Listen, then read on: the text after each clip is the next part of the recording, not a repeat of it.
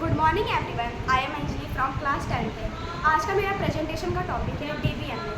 तो हम पहले जान लेते हैं डाटा क्या होता है। Data is a collection of raw fact. तो हमें कलेक्शन वर्ड से ही पता चल रहा है कि इसमें किसी चीज़ की कलेक्शंस हो रही है, जैसे नेम, क्लास, रोल नंबर, ये सब एक डाटा है। अब डाटा को जान लिया हम लोग, इसके बाद जानते हैं हम लोग डाटा बेस क्या होता है। तो डाटाबेस एक डाटा का ही रिलेटेड है, उसमें भी कलेक्शंस होते हैं, जैसे स्टूडेंट डिटेल्स हो गई।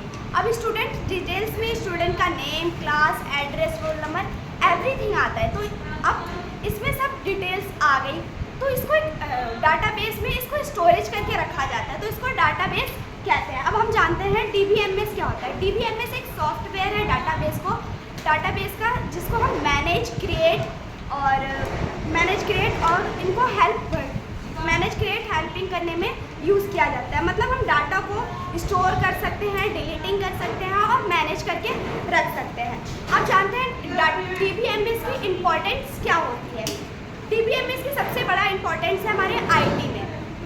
IT फील्ड में बहुत बड़ा इम्पोर्टेंस होता है, लाइक बैंक ट्रांजेक्शन और सोशल मीडिया, इन सब का IT फील्ड में बहुत ज़्यादा इम्पोर्टेंस होता है। इस डाटा को यूज़ करने के लिए स्क्वायर करने के लिए यूज़ किया जाता है। अब DBMS के फंक्शंस जानते हैं। फंक्शंस क्या होते हैं।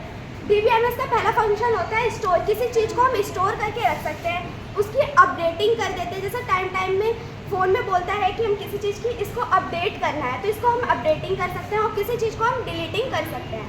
अब इसका यूज़ होता है एप्लीकेशन में भी यूज़ किया जाता है। अब इसकी एडवांटेज क्या होती है कि इसकी रेटेंसी जो होती है वो बहुत कम होती है, और बैकवर्ड जो होती है इसकी बहुत कम होती है। अब इसके बाद जानते हैं इसके एग्जांपल्स क्या होते हैं। MySQL और माइक्रोसॉफ्ट सॉफ्टवेयर है।